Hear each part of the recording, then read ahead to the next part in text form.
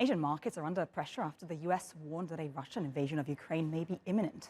Earlier on Thursday, the Dow Jones Industrial Average had its worst day of 2022. It lost 600 points in its biggest daily drop since the end of November. The pan-European Stoxx 600 also ended down 0.75%, with leisure and travel stocks leading losses. According to analysts, a further escalation of tensions could seriously roil markets due to the potential impact on global supply chains. Investors are also adjusting portfolios in anticipation of the first interest rate hike in the US in years. For more on this now, let's go to Susannah Streeter, Senior Investment Analyst at Hargreaves Lansdown. Many thanks for being with us this morning. Susannah, first of all, Wall Street is feeling very jittery at the moment, to the point that some analysts are saying that there's a potential for a perfect storm here. Is this too much, and how worried should investors really be over intensifying geopolitical risk?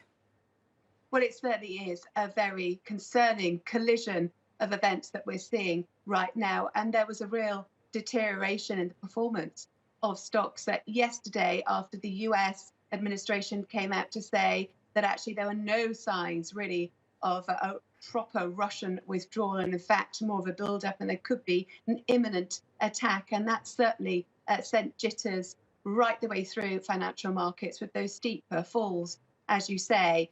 Today in Europe, FTSE 100 has actually opened up as we're kind of in a bit of a holding pattern to find out what else will happen as far as geopolitical tensions are concerned. But of course, the other main story this week, in fact, it's been the story for weeks, is what's happening with inflation.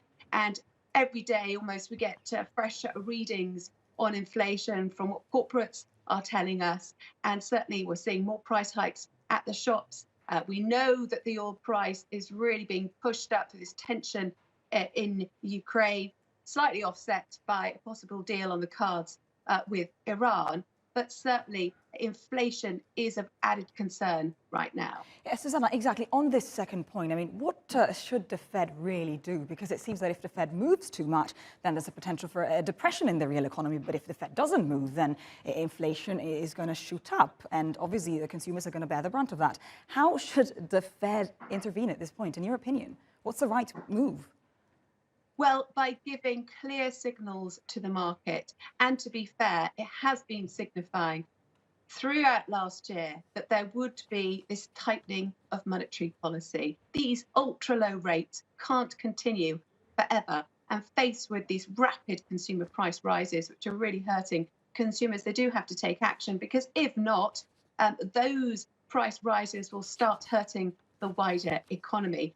But we do know that actually the stock markets are in many ways dislocated from what's going on in the wider economy, because the predominance of tech stocks on the indices, particularly in the United States, which are much more highly sensitive, because some, particularly the smaller high growth stocks, are very reliant on their valuations and the value of their future earnings, which can take a knock in a higher interest rate environment. But if the Fed doesn't act, that will not be reassuring to investors as well, because they want to see some kind of concerted action to keep a lid on inflation. So what the Fed is doing, for example, the last minutes of the meeting, signifying that it's not going to run before it can walk. Rate hikes are on the way, as is a rolling back of monetary policy, but they'll be keeping a close watch on what's happening elsewhere in the world, particularly those geopolitical tensions. Absolutely. As you say, this QE infinity, as it's been named by some investors, will have to be tackled at some point. Susannah Streeter, many thanks for being with us this morning.